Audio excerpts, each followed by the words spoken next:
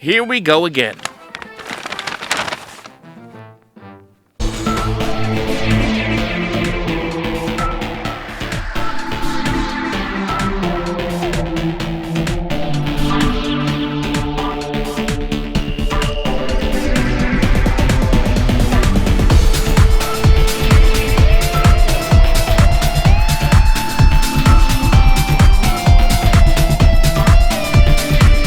All right, everybody, welcome aboard here at the Sports Talk Nation. Michael Cohen here with you, and we got a lot to talk about. It's opening day is just hours away, and of course, we got the Mets kicking off the season against the Washington Nationals, but it couldn't be opening day without a little bit of controversy, right? It couldn't be Mets opening day without something going wrong and driving all Met fans crazy.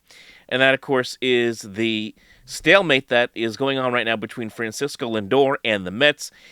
A little perspective before we go into this, and I have a guest joining me in just a moment, and Rick Laughlin, to talk about this. But as we all know, the Mets, Steve Cohen, had offered Lindor a 10-year, $325 million contract. I think anybody here would take that money, right? I would think so. You would imagine.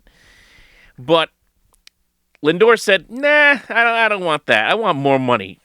And decided he wants 2 more years and $60 more million, making that $385 million in 12 years. And on top of that, you have Pete Alonso saying, give him $400 million, why don't you? So that's where we are right now. The contract negotiations have, as far as we can tell, have gone really nowhere, unless things change in the next couple of hours. And maybe you're watching this, and maybe by that time they sign a contract. Who knows? We'll see. But right now, things are not looking good. And to join me to talk about this is Rick Laughlin of Amazing Clubhouse, and also does the Jets podcast. Rick, how you doing? Doing well. I'm curious if Pete Alonso, 4 years down the road, when his rookie contract expires, is going to say, "Oh yeah, pay Lindor that contract" when he's up as a free agent. I don't know if the whole Mets locker room is going to share that sentiment. Yeah, I think there's going to be some. Even Patrick Mahomes is saying, "Take the money, Lindor, and take it and run." I mean, exactly. $325 million. I mean, I think you and I, everybody could go out there to say if they were offered $325 million and say, thanks, I'm going to Las Vegas, or just like live it up, really. Can't even relate to it. I mean, playing a game Monopoly, you can't even relate to it. And speaking of that, I mean, I know you and I have talked about this off air at length, Michael, but Steve Cohen, billionaire owner, supposed to set a new tone for the organization, turning the page from the Wilpons that were bargain bin shopping for how many off seasons, finally willing to reinvest money into the team, not embroiled in any type of Madoff scandal, although Steve Cohen has run into some issues, some trading issues, of course, at his .72 venture, and Right. recently embroiled with this GameStop controversy. But nonetheless, doesn't look to be financially hurt by any of those situations. Looks to be well off, let's put it that way. So as a billionaire owner on the verge of making the first big, let's call it a signing, even though they traded for Lindor, he's going to sign him to an extension, and they're at a stalemate. And for me, you're at a different level if you're the owner of the New York Mets. You can't be on Twitter making all these cheeky remarks about Sunday black uniforms. Although I can tell, Michael, you're excited. You're wearing it for the show today, and as you should be. But until the Lindor situation plays out, whatever the Mets decide to do, which I think you and I are in agreement, they're going to stand pat. They can't create a bidding war. They can't bid against themselves and give Lindor exactly what he's asking for. They're going to have to roll the dice in free agency. And it just makes you wonder, what was Alderson and what was Cohen thinking when they traded for a guy that they knew was going to command this hefty of a price tag? And now it's like they're almost shocked that he's asking for the moon that the contract extension talks have opened. From the standpoint of being on Twitter, I really wish that Steve Cohen would just get off Twitter right now, because the more he harps on Twitter, the worse it looks, especially if this contract is not completed. I mean, he starts off a couple of days ago with the tweet, "What do you think Lindor will accept? I'm going to crowdsource the answer." And then, of course, he's talking about ravioli and how the ravioli wasn't very good. And then he's tweeting today saying that, I think that Lindor's a heck of a guy. I hope he signs. I mean, enough. Enough with Twitter. Get off of Twitter for a while. I saw you shared with me another tweet from somebody who said he should get off Twitter for a month. Maybe a good idea, because the Mets right now with this situation with Lindor, it's pretty precarious, and I don't know how the fans are going to react. on opening day and the home opener next week. But I would imagine if this deal is not done by then, you're going to see a split of 50-50 being cheers and boos for that matter. Now, I don't want to attack the Mets total 100% here because, again, they offer 325 and Lindor wants more. That is just is good. That is utterly ridiculous, considering he would be the fourth highest contract ever if he signed on the dotted line for $325 million.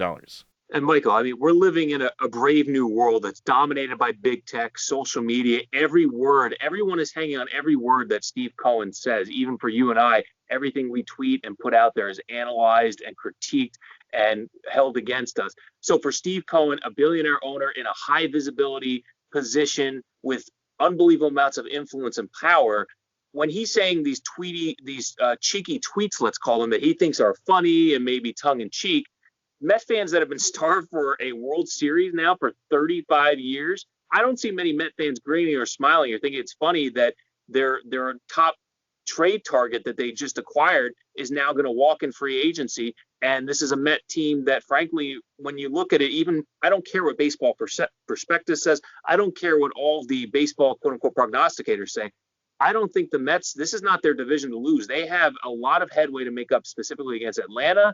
The Mets have their work cut out for them. So whether Lindor's in the fold for the long term, whether he, ultimately walks during free agency, that's going to be either a blemish on Steve Cohen's early resume as the owner, or it's going to be something that we talked about, Michael. If they basically cave into his demands and they pay him $375 or $385 million over 12 years, so I'm very concerned that the Mets have reached a point of no return. Obviously, I think the offer they've put out to Lindor and his camp is more than fair. I think they just have to walk away, cut their losses, and understand that, look, see what the season brings. If they're in the hunt at the trade deadline, then they hold on to him. If there's any market for him, which there will be in free agency, but there's any trade market for him and they're not in contention in the division, they should unload him and just cut bait and admit they made a mistake. So I'm curious to see how this plays out. The shortstop market is full of potential free agents that are going to make a big buck. I mean, you got Carlos Correa out there. You're going to have Javier Baez, Trevor Story. So there are going to be a lot of good shortstops available. Carlos Correa, in fact, just rejected an offer from the Houston Astros, so he's going to go free agent next year. So that's pretty obvious. So even if the Mets don't sign Lindor, is it the end of the world? It is not, because they have these other options out there via free agency. They're going to have to sign somebody, whether it's Lindor or somebody else. If Lindor doesn't take the money, it reminds me, Rick, it reminds me more of Mike Hampton. Mike Hampton was acquired by the Mets in 2000 on his walk year, and, obviously was the winning pitcher in the NLCS Game 5 that year. But we all know what happened. He decided, I don't like the schools in New York, so I'm going to go to Colorado. And he decided to leave for the Rockies and signed at the time was a record contract, 8 years, $121 million with the Rockies. It reminds me more of Mike Hampton than anything else. It's not a good feeling. If you are a Met fan, it should be a kind of a familiar feeling, but after an offseason where things look like they were turning around, an offseason of optimism, this is not the kind of feeling you want to have going to opening day. And also, Rick, Lindor said at the beginning of spring training he wants this done or not, and he doesn't want it to be a distraction. Well, guess what? It's now a distraction. It may not be for the players, but it is certainly for the fans. Welcome to the pressure cooker in New York with media Yeah. all over the place. I mean, there's no way he can avoid that situation. I understand that comparison to Mike Hampton. I don't disagree with you at all. The difference in my head is that the Mets were coming off in '99. Of course, they went down 3-0 in the NLCS, came back to force a Game 6. We know what happened with Kenny Rogers, bases loaded. And then the following year, losing in 5 games in the Subway Series to the New York Yankees. Mike Hampton, of course, being an integral part of that team, making the World Series. And frankly, Met fans from that point, I mean, they went through a period up until 2006 where they really weren't in playoff contention. So when Mike Hampton decided to take his talents elsewhere, that set the organization back from what was a contending team, a World Series contending team, back into the fray. And I think the difference this time around is the Mets are still trying to find themselves. For me, if you're going to put all your eggs in one basket with Francisco Lindor, you're not talking about a 4-year contract. You're not even talking about with Yoenis Cespedes when he was traded at the trade deadline and you had to re-up him for 4 years. This is a 12-year commitment to a shortstop. And I just feel that Steve Cohen, the worst thing he can do is try to make up for some missteps he's made by maybe miscalculating how much Lindor was going to command, and then ponying up the dough. And then you're basically hitching your wagon to him for the next 12 years, sink or swim with Francisco Lindor health wise, whether they're able to have enough space to be able to sign viable free agents. I mean, it almost equated, and I don't want to compare it to another situation, it almost equates it to a Billy King scenario with the Nets, where it was like Kevin Garnett and Paul Pierce are available. Let's just throw the kitchen sink at them and get them. When it's like, let's dial this back here and think this through. Where are we going to be in 3 years, 5 years down the road? And there just doesn't seem to be any forethought into it. Well, right now they haven't made the commitment. I mean, they've made an offer. He hasn't accepted it as of yet. And if the Mets are smart, I would not, move towards him too much per se. I would say we just offered you $32.5 million every year for the next decade, pretty much, depending on how things go as far as which money gets deferred and whatever. And that's it. I'm not budging from that if I'm Steve Cohen or if I'm Sandy Alderson. I think that's their final offer. We've heard that reported numerous times from Andy Martino and the like. And what I think Lindor is doing, trying to push it closer to $400 million, I think it's going to be very, very difficult. He has to come back to them. He can't give ultimatums to the Mets. If that's the case, then they can just forget it and move on, in my opinion. And if he doesn't sign, yes, you ended up losing two players who were starters on your infield at the end of the day. Not to mention you also have Cookie Carrasco, who's now got injuries. That's another part of this deal that's been part of this. But you move on, you try to sign somebody else in the offseason. It hurts right now to think about it, but you're going to have to move on regardless if Lindor does not remain a member of this team moving forward. But in the midterm, we got a whole season to play here. That's what's crazy about this whole thing. We got a whole season here. The Mets are projected to be either in first place or in second place or being a wild card team. I think at the very least they're at least a wild card contender, if nothing else. And I look at this season. I look at how the season's going to look as far as keys of the year for the 2021 New York Mets. Obviously, Lindor is going to be a big key, how he plays and how he handles the pressure cooker now of New York. Now, with all the attention on him, and we talk about this contract, if this contract doesn't get signed, he's going to feel the heat. And even if he does sign it, he's going to feel the heat too, because now he's the richest player in New York next to Garrett Cole. And I mean, he's going to, again, if the Mets are smart and it's the prudent thing to do, walk away. They're not like $2 million apart here. They're 2 years and $75 million apart. So I don't see anything in the next 24 hours that's going to be earth shattering that's going to bridge that gap. So I'm fully anticipating waking up or, having my midday, let's call it bowl of cereal and seeing, okay, no agreement reached, both sides decide to go their own way. That's what I fully expect to see. Whether that happens remains to be seen. The best thing they can do is nothing, stand pat, see what the offseason brings. I think they'll be pleasantly surprised of the plethora of talent, not only at shortstop, but just across baseball that's going to be available. And the one thing that we're not even touching on is this impending lockout. Yep. All right, very quickly here, Rick, let's go over some of the other keys here to the season, not just with Lindor, but to me, I look at this team, I think obviously pitching is going to be huge. We know that DeGrom is the ace of this team. He gets better and better every single year. The velocity is up right now in spring training. He dominated spring training, 0.66 ERA this year in spring. He's the linchpin of this rotation, but after him now, there's now questions. We know Marcus Stroman is the 2 guy. With the injuries to Carlos Carrasco and, of course, Noah Syndergaard not going to be back until June or July, coming off of Tommy John surgery, you're looking at Taijuan Walker, obviously moving up into the 3 spot in the rotation, and then it's really open competition at that point. It's David Peterson, Joey Lucchesi. You can go all over the map here. Jordan Yamamoto was up here at one point earlier in spring training. He was a contender for the 5th spot. What are your thoughts right now here going into this spring, into the season now? To me, this is a concern for the Mets. They need guys, they need both really Stroman and Walker to have big years, especially in the first half of the year until either Carrasco or Syndergaard or both get back into this rotation. And, you hit it right on the head. I've tried to follow Noah Syndergaard, any news related to him very closely. I don't see any update as far as when he's going to be fully healthy, fully ready.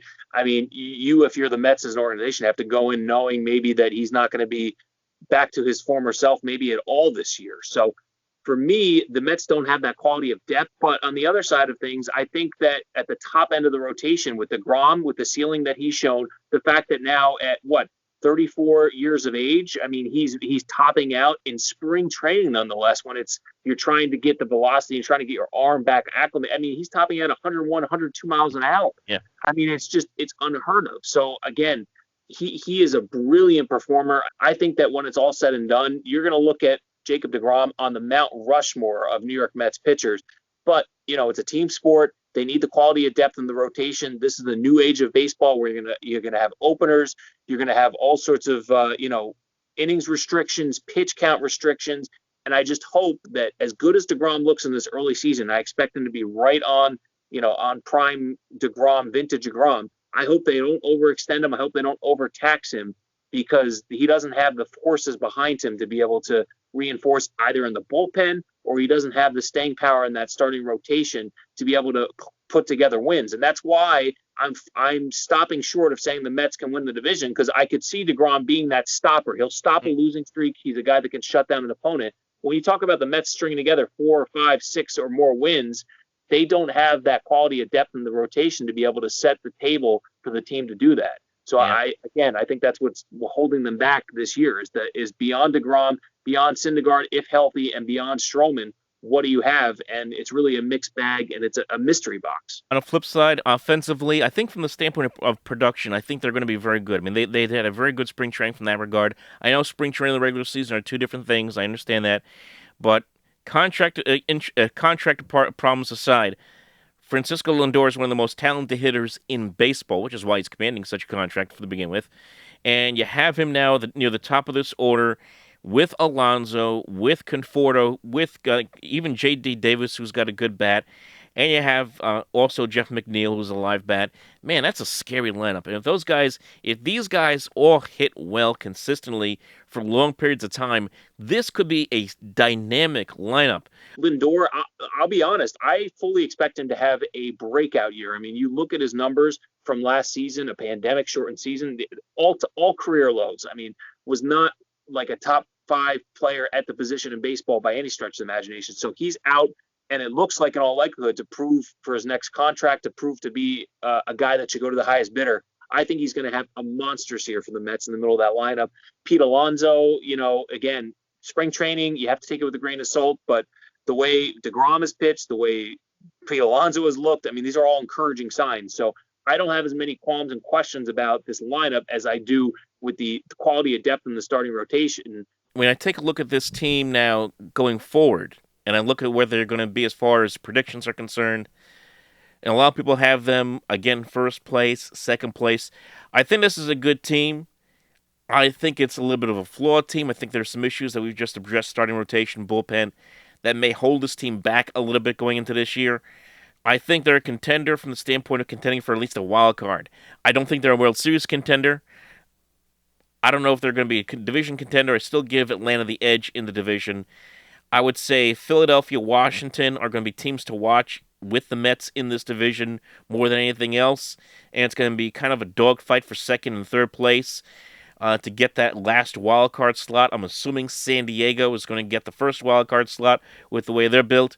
So to me, I think at least the Mets are somewhere between 85 to 90 wins, maybe 90 being their high mark for the year, maybe more like 88 wins this year, and maybe getting a second wild card or falling short of the second wild card.